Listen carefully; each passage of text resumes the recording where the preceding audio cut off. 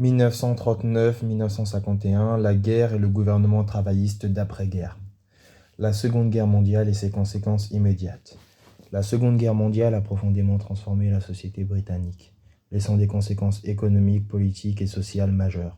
De l'ascension de Churchill au pouvoir, de la création de l'État-providence par le gouvernement travailliste, cette période a redéfini le Royaume-Uni et jeté les bases du consensus d'après-guerre. Tout d'abord, on a eu la conférence de Téhéran en 1943. Cette rencontre entre Churchill, Roosevelt et Staline a marqué un tournant stratégique majeur pour les Alliés contre l'Allemagne nazie.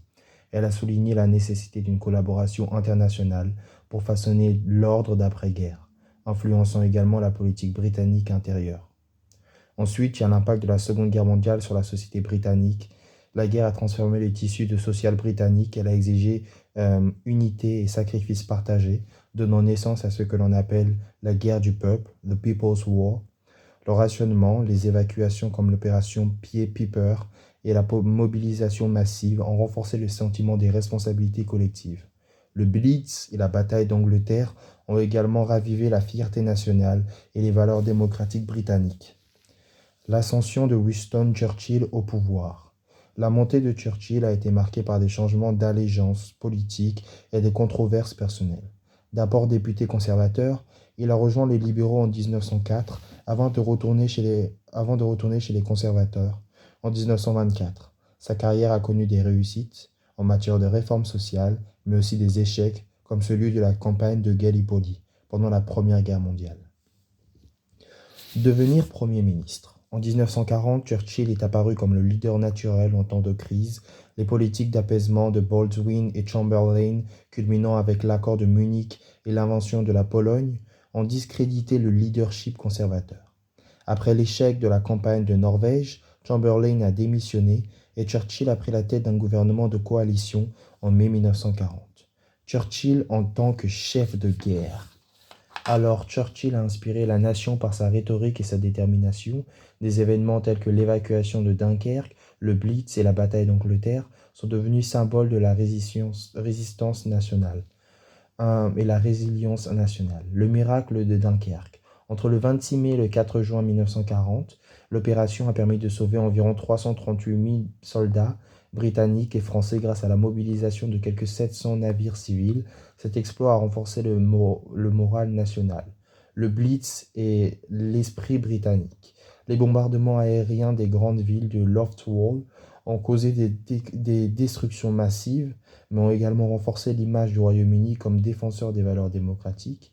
Les politiques de guerre, comme le rationnement et la mobilisation des valeurs démocratiques, c'est ça, oui. Oui, c'est les politiques de guerre, comme le rationnement et la mobilisation des femmes, dans le monde du travail, ont transformé la société, favorisant l'égalité et la coopération. Les élections générales de 1945 et la défaite de Churchill. Malgré son leadership pendant la guerre, Churchill a perdu les élections de 1945, principalement en raison de la fatigue de guerre et du désir de changement. L'épuisement de la guerre et une campagne négative. Le public britannique était lassé par des années de conflits et méfiant envers les conservateurs associés aux difficultés économiques de l'avant-guerre. La campagne de Churchill s'est trop concentrée sur ses propres réussites au détriment des besoins de la population. La vision positive des travaillistes. Le Parti travailliste a su capitaliser sur ce moment en offrant une vision d'un avenir meilleur pour la Grande-Bretagne. Leur programme mettait en avant le rapport Beveridge et la promesse d'un État-providence. 1945-1951, le gouvernement travailliste et la naissance de l'État-providence.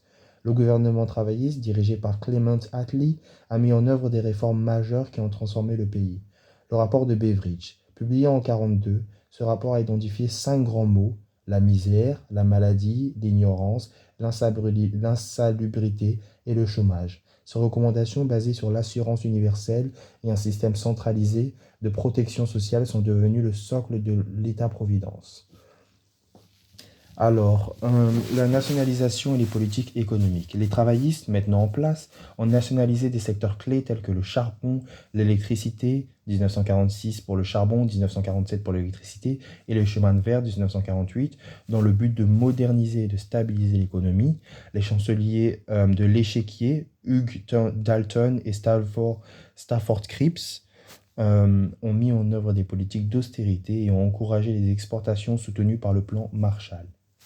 Les figures clés du gouvernement travailliste, on a Clément Attlee, souvent sous-estimé. Attlee a démontré un leadership calme et efficace, gérant la transition vers une gouvernance en temps de paix. Ernest Bevin, ministre du Travail, Bevin a assuré des relations industrielles harmonieuses durant la guerre. En tant que ministre des Affaires étrangères, il a joué un rôle central dans la création de l'OTAN et dans les traités de clés comme celui de Dunkerque. On a également Aneurin Bevan, architecte du NHS, Service national de santé, National Health Service, I guess. Bevan a défendu l'idée selon laquelle l'idée de soins de santé universels malgré une opposition féroce. Sa contribution a défini l'héritage des travaillistes, bien qu'il ait démissionné en 1951, lorsque le gouvernement a proposé de réduire les dépenses de santé pour financer le réarmement. Ça ne l'a pas très bien plu. Et les défis et déclins des travaillistes, le gouvernement travailliste a dû faire face à des défis importants, notamment des contraintes financières dues aux dépenses sociales et militaires, des divisions internes et des pressions extérieures comme la guerre de Corée. La victoire étroite de 1950 a révélé ses faiblesses et en 1951, les travaillistes ont perdu le pouvoir face aux conservateurs.